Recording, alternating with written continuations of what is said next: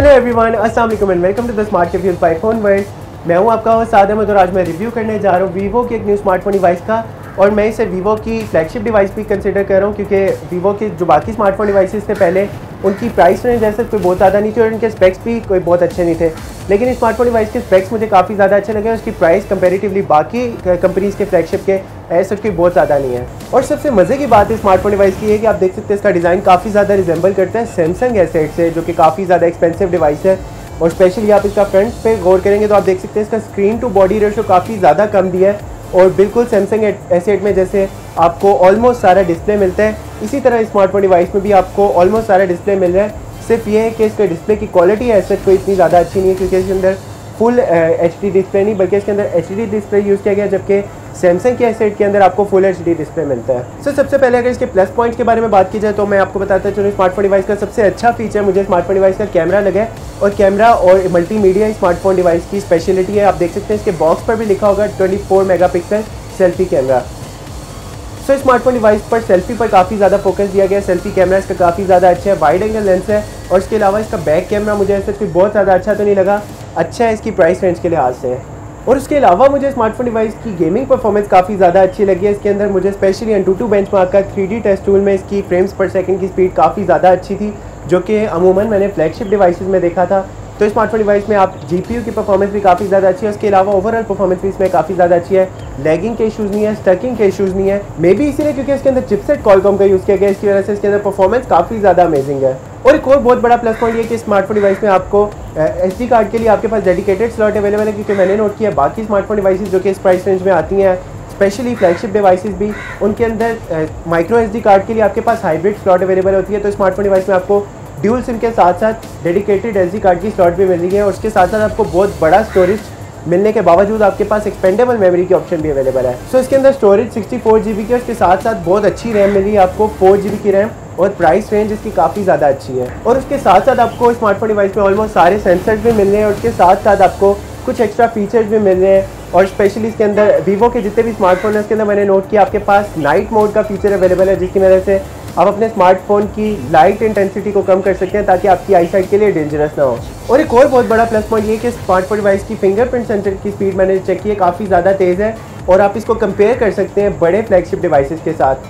तो smartphone device की fingerprint sensor भी इसका बहुत बड़ा प्लस पॉइंट है। वेल, और अगर कॉन्स के बारे में बात की जाए तो मुझे स्मार्टफोन डिवाइस के ऐसे कोई बहुत ज़्यादा कॉन्स तो नहीं लगे क्योंकि इसकी प्राइस रेंज आई गेस कोई बहुत ज़्यादा नहीं है, लेकिन आपको बहुत कम प्राइस में बहुत अच्छे फीचर्स मिल रहे हैं। तो इसका कौन आई गेस मुझे यही लगा कि इसके अंदर 24 मेगापिक्सल का बहुत अच्छा फ्रंट कैमरा तो है ही, लेकिन आई गेस अगर फ्रंट कैमरा 24 मेगापिक्सल की जगह आपके पास ड्यूल कैमरा दिया जाता है जिसके अंदर 2 डिफरेंट लेंसेज होते हैं, एक वाइडर लेंस हो जाता है, एक पोर्ट्रेट लेंस हो जाता है, तो ये स्मार्टफोन डिवाइस 24 मेगापिक्सल से ज़्यादा अच्छा परफॉर्म कर सकती थी। तो सबसे पहले अगर आप स्मार्टफोन डिवाइस के डिज़ाइन की तरफ देखेंगे तो आप देख सकते हैं स्मार्टफोन डिवाइस का डिज़ाइन, स्पेशली इसका डिस्प्ले काफ़ी ज़्यादा अच्छा है। बहुत बड़ा डिस्प्ले है इसके अंदर, यानी कि 5.9 इंचज़ आपको सिर्फ डिस्प्ले मिल रहा है, जिसकी वजह से आप स्क्रीन टू बॉडी रेशो काफ़ी ज़्यादा कम हो गया है। आपको साइड्स काफ़ी ज़्यादा थिन मिल रही हैं, कर्व्ड एजेस है स्मार्टफोन डिवाइस की। आप इसके अगर बैक पर देखेंगे तो आपके पास कॉर्नर में इसका कैमरा और उसकी फ्लैश लाइट अवेलेबल है। इसके साथ साथ आपके पास बैक पर ही इसका फिंगरप्रिंट सेंसर अवेलेबल है, जिसकी एक्सेसिबिलिटी काफ़ी ज़्यादा इजी रहेगी। और इस स्मार्टफोन डिवाइस में आपके पास डेडिकेटेड माइक भी अवेलेबल है, यानी कि इसके टॉप पर भी और इसके बॉटम में भी,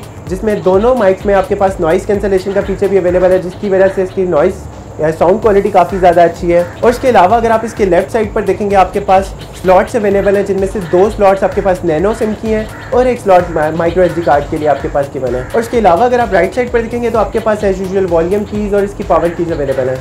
और ऑन दी अदर हैंड अगर आप इसके बॉटम में देखेंगे तो आपके पास ऑर्डिनरी USB चार्जिंग की स्लॉट अवेलेबल है। इसके अंदर USB Type-C नहीं दिया गया क्योंकि मैं एक्सपेक्ट कर रहा था इसके अंदर USB Type-C होगा शायद, क्योंकि अमूमन फ्लैगशिप डिवाइसेस में USB Type-C दिया जाता है। और उसके साथ साथ अगर आप इसके राइट साइड पर देखेंगे बॉटम की तो आपके पास स्पीकर्स अवेलेबल है, लेकिन आई गेस इसके अंदर स्टीरियो स्पीकर्स होना चाहिए था, क्योंकि स्टीरियो स्पीकर्स जितने भी फ्लैगशिप डिवाइसेस होते हैं उसके अंदर मोनो नहीं बल्कि स्टीरियो स्पीकर्स का ऑप्शन अवेलेबल होता है, लेकिन स्मार्टफोन डिवाइस में आपको स्टीरियो स्पीकर्स मिलेगा।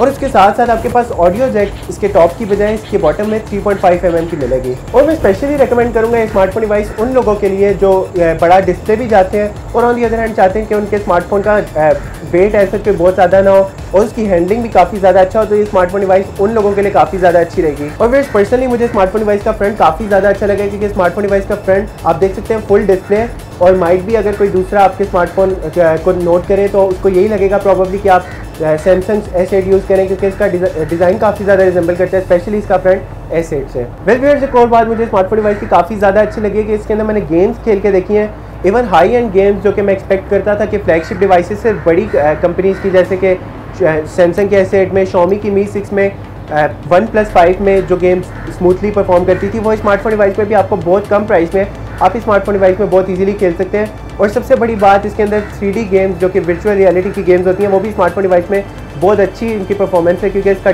साइज़ भी काफ़ी ज़्यादा अच्छा है, तो वर्चुअल रियलिटी गेम्स के लिए भी स्मार्टफोन डिवाइस काफ़ी ज़्यादा अच्छी रहेगी। सो वैसे अगर स्पेक्स की तरफ देखा जाए स्मार्टफोन डिवाइस की, तो आप देख सकते हैं सबसे पहले इसके अंदर एंड्रॉइड वेरिएंट आपको लेटेस्ट मिल रहा है, एंड्रॉइड वेरिएंट 7 नॉगेट, और उसके साथ साथ आपको चिपसेट क्वालकॉम का मिल रहा है। ऑल्दो क्वालकॉम का कोई बहुत अच्छा चिपसेट नहीं, कोई हाई एंड चिपसेट तो नहीं है 420, लेकिन स्टिल आई गेस क्वालकॉम का 420 चिपसेट भी इस प्राइस रेंज को डिजर्व करता है, क्योंकि इसकी परफॉर्मेंस काफ़ी ज़्यादा स्मूथ है, और इसके अंदर मैंने बहुत ज़्यादा हाई एंड गेम्स भी खेल के देखा है, उनकी प्रोसेसिंग भी काफ़ी ज़्यादा अच्छी है। और CPU आपको 1.8 गीगाहर्ट्ज़ का ऑक्टा कोर प्रोसेसर मिल रहा है, जो कि आई गेस बहुत ज़्यादा अच्छा प्रोसेसर है। उसके साथ साथ आपको रैम भी 4 GB, जो कि बहुत ज़्यादा अच्छी है, आप बहुत ज़्यादा एप्लीकेशन इसके अंदर एट अ टाइम यूज़ कर सकते हैं। उसके साथ साथ आपको स्टोरेज भी काफ़ी ज़्यादा अच्छी मिल रही है, 64 GB की, और ना सिर्फ इसके अंदर बिल्ट इन स्टोरेज काफ़ी ज़्यादा अच्छी है, बल्कि आप उसके अंदर एक्सपेंडेबल मेमोरी कार्ड के थ्रू इसकी मेमोरी को फर्दर एक्सपेंड कर सकते हैं अपनी ज़रूरत के मुताबिक। और इसके अंदर ग्राफिक प्रोसेसिंग यूनिट एड्रीनो का अवेलेबल है, यानी कि एड्रीनो 506, इसके थ्रू मैंने इसके अंदर गेमिंग करके देखा, काफ़ी ज़्यादा अच्छी परफॉर्मेंस है गेमिंग की। उसके साथ साथ Antutu बेंचमार्क का 3D टेस्ट टूल भी काफ़ी ज़्यादा अच्छी स्पीड है, फ्रेम्स पर सेकेंड बहुत ज़्यादा स्मूथ है, जो कि बाकी कंपनी के बड़े ब्रांड्स में फ्लैगशिप डिवाइसेस की परफॉर्मेंस थी, वो मैंने स्मार्टफोन डिवाइस में भी एक्सपीरियंस किया। वेल इसका कैमरा आप देख सकते हैं, इसका कैमरा इसकी स्पेशलिटी है, तो इसका फ्रंट कैमरा स्पेशली इसका 24 मेगापिक्सल का है, इसका बैक कैमरा 16 मेगापिक्सल का है, और दोनों कैमरास की मुझे शार्पनेस काफ़ी ज़्यादा अच्छी लगी, और स्पेशली इसकी वीडियो क्वालिटी भी, इसकी वीडियो रिकॉर्डिंग काफ़ी ज़्यादा अच्छी है। दोनों कैमरास HD वीडियो रिकॉर्डिंग को सपोर्ट करते हैं, जो कि आई गेस काफ़ी ज़्यादा अच्छे हैं इस प्राइस रेंज में। और स्पेशली मुझे इसके कैमरास की कलर क्वालिटी और कैमरा के फीचर्स काफ़ी ज़्यादा अच्छे लगे हैं, क्योंकि कैमरा ही स्मार्टफोन डिवाइस की स्पेशलिटी है, और उसके साथ इसकी मल्टीमीडिया यानी कि इसकी साउंड क्वालिटी काफ़ी ज़्यादा अच्छी है। वेल अगर इंटरफेस के बारे में बात की जाए, तो व्यूअर्स स्मार्टफोन डिवाइस का इंटरफेस डिफरेंट है थोड़ा सा बाकी स्मार्टफोन के एंड्रॉइड के, क्योंकि यूजुअली नोटिफिकेशन पैनल आपका ऊपर से स्वाइप डाउन आप करते हैं, लेकिन इस स्मार्टफोन डिवाइसेस में, और यूजुअली मैंने देखा वीवो के जितने भी स्मार्टफोन डिवाइसेस हैं, इनके नोटिफिकेशन पैनल आपके ऊपर की बजाय आपके स्मार्टफोन के नीचे से स्वाइप अप करते हैं आप। और इंटरफेस में आप देख सकते हैं इसके अंदर कुछ एडिशनल फीचर्स दिए गए हैं, जैसे कि इसके अंदर आई प्रोटेक्शन का फीचर है, और इसके साथ साथ आपके पास सिक्योरिटी के लिए फिंगरप्रिंट के अलावा भी आपके पास फेस डिटेक्शन का फीचर भी अवेलेबल है। और अगर रेजोल्यूशन की बात की जाए स्मार्टफोन डिवाइस के, तो व्यूअर्स मैं आपको बताता हूं कि इसके रेजोल्यूशन के बारे में मुझे थोड़ा सा ड्रॉबैक इसका ये लगा, क्योंकि इसका डिस्प्ले काफ़ी ज़्यादा अच्छा है, डिस्प्ले साइज़ इसका काफ़ी ज़्यादा बड़ा है, लेकिन अगर डिस्प्ले साइज़ बड़ा होता है किसी स्मार्टफोन का, तो उसकी पिक्सल क्वालिटी भी, इसका रेजोल्यूशन अच्छा होता है, लेकिन इस स्मार्टफोन डिवाइस में आपको रेजोल्यूशन आई गेस स्लाइटली कम मिल रहा है इसके डिस्प्ले साइज़ के मुताबिक। तो स्मार्टफोन डिवाइस में आपको 720x1440 का रेजोल्यूशन मिल रहा है, जो कि आई गेस आप इसको HD कंसिडर कर सकते हैं, फुल HD नहीं आप इसको कह सकते, क्योंकि अगर इतना साइज़ होता है किसी स्मार्टफोन का, तो उसके अंदर कंपनी को फुल HD रेजोल्यूशन प्रोवाइड करना चाहिए, जो कि आपको स्मार्टफोन डिवाइस में HD का रेजोल्यूशन मिल रहा है, जिसकी वजह से इसकी पिक्सल्स पर इंच पर भी काफ़ी ज़्यादा इफेक्ट पड़ रहा है, क्योंकि इसकी पिक्सल्स पर इंच की डेंसिटी भी कम है इसके साइज़ के मुताबिक। 320 पिक्सल पर इंच आई गेस इनफ नहीं है। और अगर बैटरी के बारे में बात की जाए, तो स्मार्टफोन डिवाइस में battery timing I guess as such कोई बहुत ज़्यादा अच्छी तो नहीं है, बहुत ज़्यादा कम भी नहीं है, नॉर्मल बैटरी मुझे स्मार्टफोन डिवाइस की लगी है, जो कि अराउंड 3300 मिलियम फेज की है। और अगर सेंसर्स के बारे में बात की जाए स्मार्टफोन डिवाइस के, तो मैं आपको बताता चलूँ स्मार्टफोन डिवाइस में आपको ऑलमोस्ट सारे सेंसर्स मिल रहे हैं, जो कि एक अच्छी फ्लैगशिप डिवाइस में होने चाहिए, जैसे कि अच्छा फिंगरप्रिंट सेंसर, उसके साथ साथ गायरोस्कोप का sensor, proximity sensor, light sensor. तो स्मार्टफोन डिवाइस में सेंसर्स के साथ साथ ये स्मार्टफोन डिवाइस OTG को भी सपोर्ट करती है, जो कि आई गेस इसका एक और बड़ा प्लस पॉइंट है।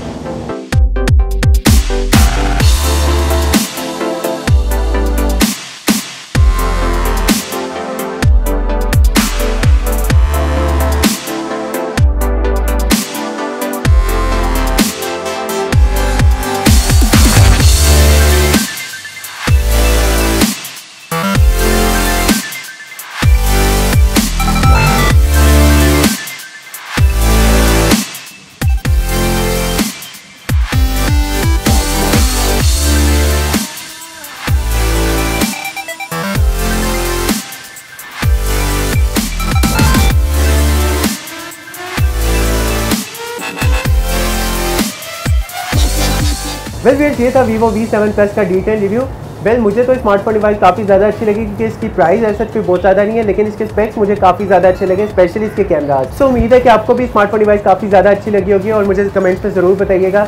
अगर आपको इस डिवाइस के रिलेटेड कोई भी क्वेश्चन है तो मैं आपको ज़रूर रिप्लाई कर दूँगा। सो मिलूंगा आपसे नेक्स्ट टाइम किसी न्यू स्मार्टफोन डिवाइस के रिव्यू के साथ। तब तक के लिए अपना बहुत ज़्यादा ख्याल रखिएगा। टेक केयर, अल्लाह हाफिज़।